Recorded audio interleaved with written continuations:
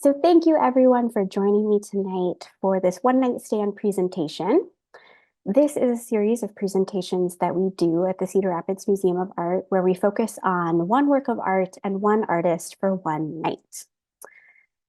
And tonight we are focusing on Kathy Butterly's Loosened Up from 2005, a print that she did. This work's a little bit different than her typical work. And so I want to talk a little bit about Butterly's background, her influences, and the three-dimensional work that she's more well known for and what she typically does. And then we'll kind of circle back around to this print. So take a good look and keep this in mind as we go through. Kathy Butterly is a ceramic artist living and working in New York, but also some in Maine as well. She attended Moore College of Art in Philadelphia, where she earned a fine arts degree in 1986. She actually thought that she would be an oil painter rather than a sculptor. And at the time, it was because she had only really been familiar with very utilitarian, very earthy ceramic ware up to that point. And so it was a 1984 exhibition of sculptures by Viola Frey that she saw that sort of gave her a better idea of the possibilities of clay and led her into what she would end up doing in her work. So kind of an initial inspiration point comes from some of these pieces. In 1990, she received her Master of Fine Arts degree from the University of California, Davis. And today she shows her work very widely. She's included in many different museum collections, including the Museum of Modern Art, the American Craft Museum, the Renwick Gallery, the National Museum of American Art, the Smithsonian Institution, the Oakland Museum, the Mint Museum of Design and Craft, and a museum in the Netherlands as well. She's also received several awards in recognition of her work, including a 2012 Contemporary Artist Award from the Smithsonian American Art Museum, a Guggenheim Fellowship in 2014, and a Louis Comfort Tiffany Foundation grant in 2017. And that was an honor that's meant to recognize artists younger than 50 who have produced a significant body of work. Recently, Butterly's work was the subject of a solo exhibition, Kathy Butterly, Out of One, Many, and Headscapes. This exhibition was originally at the Contemporary Art Museum in St. Louis, and then it traveled on to the Portland Museum of Art in Portland, Maine. And I'll come back to this exhibition a little while later and talk about a few of the works that were included. In the future, she's going to be the subject of a major survey exhibition at the Tang Teaching Museum at Skidmore College, New York in fall of 2025. And that will also include a catalog that sort of spans her career. Backing up a little bit to while she was still working on her Master of Fine Arts degree, she actually worked with Robert Arneson. He was her teacher, and she also was a studio assistant to Arneson. And at that time, that really kind of exposed her to the lively California art scene and really encouraged her to produce humorous and abstract pieces. So Arneson's influence can still be seen and felt throughout her work. And there are other very well-known ceramic artists who also kind of have an influence on Butterly's work, and that I think you'll notice some influences as we go through. And one of these is George Orr.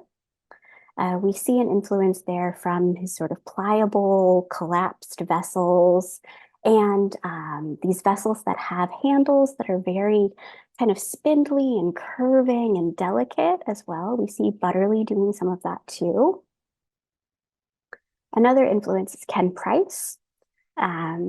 We see her also using similar vibrant colors to what Ken Price is doing, these sort of whimsical, interesting shapes as well, and things that have sort of spaces inside that are kind of coming in and out, sort of secretive, mysterious orifices in the surface of the work.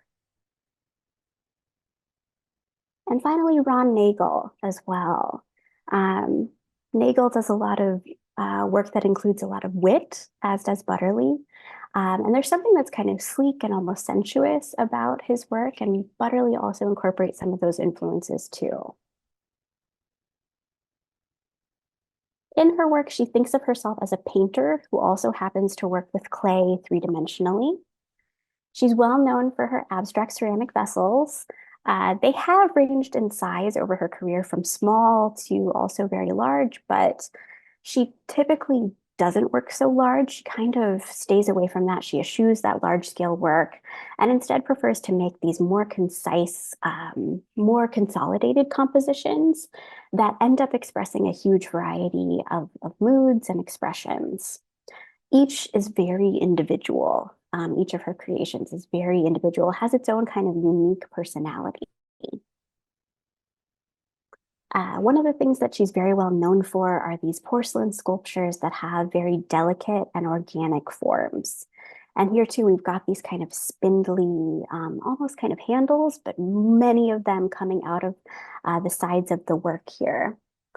Sometimes her pieces will be sort of twisting forms that have pinched openings, and they can often resemble these sort of alien-like forms, um, things that feel sort of unfamiliar to us, like they're coming from someplace else, domestic objects which have been transformed into something that feels unfamiliar.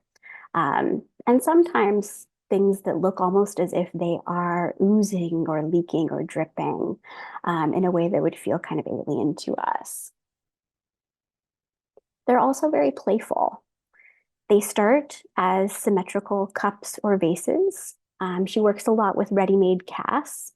And then from there, she prods and pokes and folds and transforms the piece into something that is entirely different than what she started with. They end up having these kind of biomorphic shapes. They topple, they bend, they stack up onto each other. She pulls at them and folds them together, and they become new forms in that way. She'll often use a very traditional ceramic form as her starting point, and she thinks of these as historical templates that are her canvas. From there, she contorts and misshapes them in a way that makes it totally kind of divorced from the iconography that we may have been originally familiar with. So the recognizable form that we may have been more familiar with becomes something entirely different. They're also quite active sculptures. They're not restrained. They're kind of joyful in their expression. And the evidence of what she's done is kind of present throughout. We see the squeezing and pinching and pushing that's taken place. And it's kind of in your face about it. Each of the pieces requires an intensive process, and she often works on multiple at once. She'll also add layers and layers of glazes, sometimes to the point that those layers actually build additional volume to the piece, and she'll fire the work repeatedly. The glazes too, like we've seen, are very vibrant, and here you're seeing some of those glazes in a cabinet in her home. And she often will make kind of surprising choices with her colors and with the textures that she's using, things that kind of juxtapose against each other and create tension in the work, a juxtaposition that draws us in and makes us want to see more. So sometimes she'll have glossy or wet elements. Sometimes it'll be fuzzy. It might be granular or matte or have areas that appear congealed even. And the colors and textures that she chooses often seem almost kind of seductive to us as the viewer. They make us want to draw closer, they make us come in, but they're also kind of jarring, which that too can make us want to understand, make us want to look closer and see what's going on. And it often makes the viewer very aware of the piece when there are those juxtapositions happening. And so it can be something that also pulls us in and creates an impact on us as the viewer. The vessel's exteriors sort of start to enfold the surrounding space. Inside and outside become confused. She's playing with ideas of utility in this very playful way. And she's juxtaposing all of these things, working them all together to create something entirely new. Her vessels seem to almost celebrate their form, even though they may at first appear to be misshapen.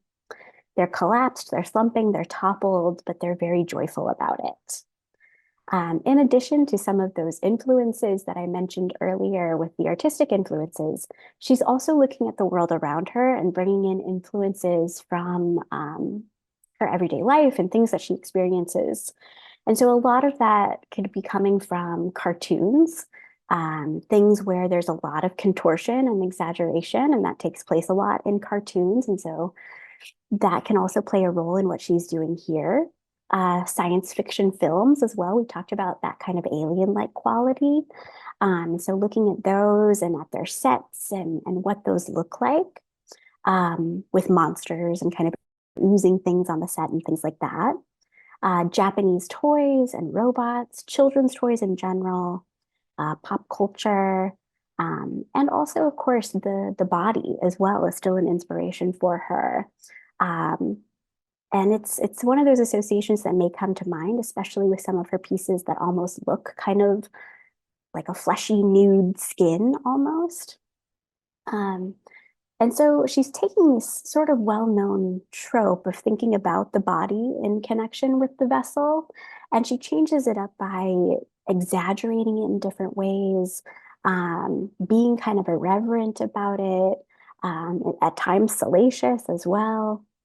And so she's abstracting that idea by using these bulges, contortions, exposing parts of the vessel that would usually be interior, creating lumps and bumps, all kinds of things. And so playing with that idea, that typical association of the body with the vessel. The next few works I wanted to show are from a series that she did around 2004. And she considers some of these to be self-portraits. Some of them are meant to kind of be thinking about psychological self-portraits, thinking about psychic conditions and bodily attributes at the same time. But others also are drawing on, again, things that she sees around her, like pickup sticks there, thinking about baking, flea markets, cartoon and horror film effects, all kinds of things that she incorporates into the work. Cool Spot from 2012 is an interesting piece, especially to think about in conjunction with the print that we'll come back to. Here we have a two-handled goblet. But again, she's taken that idea of the two-handled goblet and extrapolated it out into something entirely different. Here, the handles are these very skinny arms that seem to kind of meander almost distractedly before they come back to the body of the piece. They wiggle, they loop before reconnecting. She's using those bold hues again here. At the top, you'll notice there are these tiny little dots that almost look kind of like a necklace towards the top of the piece. And at the bottom, there is this pedestal that it seems to rest on. And many of her sculptures will have this pedestal form, different versions of this pedestal form. Some of them are very intact and symmetrical, and others seem to almost be weighed down by the sculpture that sits on top of it, or sort of torqued or twisted from having to carry that weight of the sculpture. And these are meant to remind us of the ideas and rules of display and how then Butterly savors subverting those ideas and those rules. And she often champions that idea of the irregular and the audacious and challenging the conventions of both decorative objects and people as well. So keep some of these things in mind because they'll definitely play a role as we look at the print. I mentioned that solo exhibition at the beginning, and now we're returning to that. I wanted to share a few more pieces from that exhibition. So these are works from the section of the exhibition that was called Out of One, Many. These are all cup forms from 1996 to 2018. And in all of them, she starts with a pint glass form. And then from there, you can see there's a huge range of transformations that take place, and they look all completely different from each other, even though she started with this one form. So out of one, many. Each work has its own kind of persona, its own individual personality to it, and it becomes more itself as she works on it and comes up with this idea. There are abnormal bends and curves that make the cups impossible to use. So again, kind of subverting the expectation of what a vessel is and the functionality of a vessel. Butterly has described these as looking inward to her, both looking inward to her persona as an artist and also thinking about her concerns and thoughts and feelings. So for her, these are very inward looking, very kind of psychological in that way. The other half of the exhibition was called Headscapes, and these were recent works that were made since 2019. I mentioned that she often starts with a ready-made cast, and that's what she did here as well. So in this case, it was a spherical vase, sort of similar to a fishbowl. And here they're alluding to the human head. She refers to them as headscapes or brain planets. Some of the folds that she's created here can even appear almost like grinning mouths in a face. We have blocks under the pieces here too, so kind of similar to the pedestal that we looked at just a moment ago. But these instead are more like podiums, a place from which the work can kind of speak for itself in a way. Where the cup forms were looking inward, these are more about the world outside.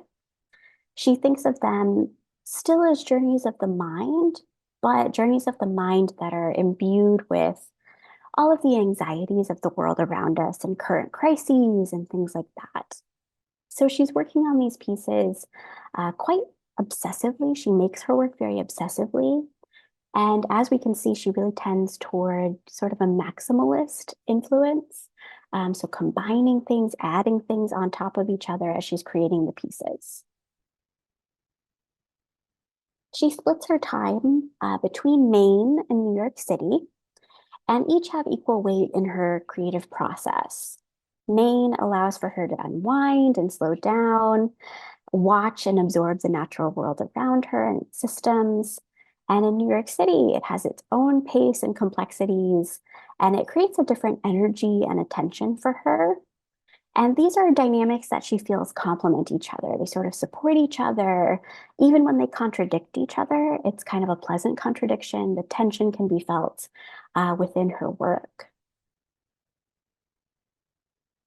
And I did say we were coming back to this piece, and we're getting close. But before we do, I wanted to share a quote that I thought was interesting from Butterly when she's talking about how she knows when a piece is done. So Butterly said, quote, "Sometimes I get to a stage when a piece looks so cool and I think, oh, I could be done. But then I realize I haven't suffered enough, or the piece hasn't suffered enough. Every time I put it in the kiln, the average firing is a little over 1800 degrees. So these things are getting tortured. A piece might start off very shiny, and if I kept firing that glaze, it would tire and weather like the way skin ages. I love that. It's really human.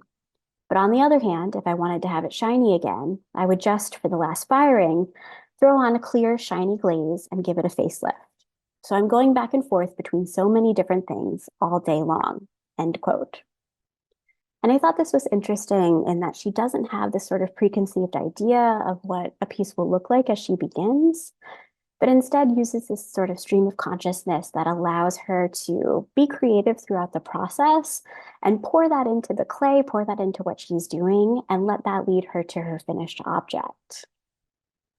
Now, this print was one of the first prints that she did, but it's not the only two-dimensional work that she's done.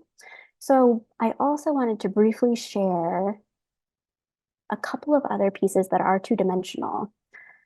So this is something that she started doing where she's taking a catalog page, so like a catalog book that has a representation, a photo of one of her sculptures on it. So she takes that page and then she paints on the page with nail polish. It's something that was inspired by conversations with her daughter. And for her, they also are a little more immediate for her. With the 3D works, it can take a long time because every time she adds color, she fires it in the kiln. But the 2D works are more immediate. And it's very satisfying for her to be able to see something happening right before her eyes.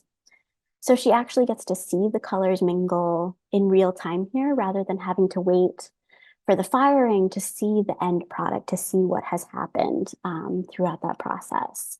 So this is something else that she's done where she's playing and painting, going back to those kind of painterly roots again, but something else that she's done two-dimensionally. And now back to our piece.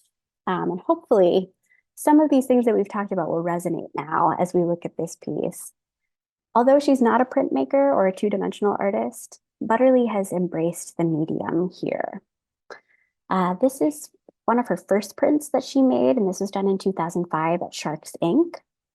It's a 13-color lithograph, Chincolay with collaged wiggle eyes, printed by hand from 10 aluminum plates. And the lithographic plates were made from mylars that were hand-drawn and painted by the artist using pencils and drafting ink that she applied with brushes. And then the edition was proofed and printed by master printer Bud Shark, and he was assisted by Evan Colbert. The edition consisted of 25 numbered impressions, along with a variety of other proofs and impressions as well. And ours is one of these. So here, we see her using forms from recent drawings and sculptures that are combined together into kind of an incongruous, intriguing object that's playful and precarious in this kind of structure of sticks and pearls that's been created here. You'll notice we've talked about that pedestal, which again is present here, and again has that kind of historicizing influence as well, showing a connection, thinking back to previous forms and including that in her work. And then on top of that, you've got that vessel form that almost seems to be kind of melting and dripping in a way, sort of folding out. Next to it, on the surface that it's depicted on, you have this sort of strand of dots, which is something else that we saw throughout other pieces by her, where she's done that kind of dotted strand around the piece. And so there's a tangle of that at the bottom. And then, of course, at the top of this armature kind of like thing, you've got this tangle of what looks like wires, or in some cases, those sort of pearl strands that we've been looking at. So here she's been able to create this sculptural form that perhaps would have been difficult or even impossible to create in the real world, but through the print medium, she's able to kind of experiment and explore. The structure climbs from within the vessel, and then there's this wiry entanglement at the top. And so those are unique elements that we don't see so much in her sculpture, but there are hints of things that we've seen, right? With those dots that kind of form that pearl-like structure, with the pedestal as well, and with the shape of that vessel too, that idea of something that's been poked and prodded out to create this almost melting form. We've also got the wiggle eyes here too. Again, kind of highlighting that sense of humor that's inherent in much of her work. They're also something that doesn't kind of jump out at you as you're looking at the piece. It takes you a minute. They're sort of hidden beneath these red, almost like teardrop shapes. And so you get a little glimpse of them, and it makes you want to, again, move closer or position yourself at different angles to the piece so you can see what's actually happening there with those wiggly eyes. And another little detail shot of those wiggle eyes there, and some of the pearls too. The pink object and the blue base that are present in the print are also representative of her other work. We've talked about that. And again, kind of highlight that cartoonish influence and kind of a cartoonish depiction of a human form that can be present, the way that she exaggerates and extrapolates out from those ideas and from that kind of human form in her vessels is also present here. And that pink color too is something that we've seen in other works by her, and something that she often uses in her work. It can be something that can evoke the idea of flesh, again, those kind of fleshy bodies, but also can reference stereotypes of the feminine, if only then to defy them and to subvert expectations again throughout her work. So I hope that this sort of journey through Kathy Butterly and through her influences and her other three-dimensional work and some of her two-dimensional work has provided a little bit better understanding of this print that's in our collection. This print is actually currently up right now in the exhibition, The Vessel, Form and Function, which is up right now at the Cedar Rapids Museum of Art. So if you'd like to come and see this piece in person, you do have that opportunity. So stop on out and come see it. So I will end there, but are there any questions? Happy to chat a little more.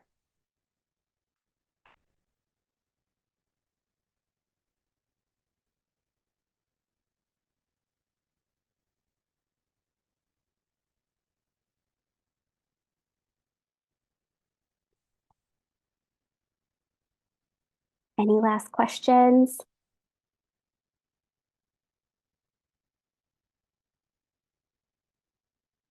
If not, that is no problem at all. And I hope to see you all next time for another one night stand presentation. Thank you so much for joining me tonight. I hope that you all enjoy the rest of your nights, and I hope we see you out at the museum very soon. So thank you so much. Have a great night.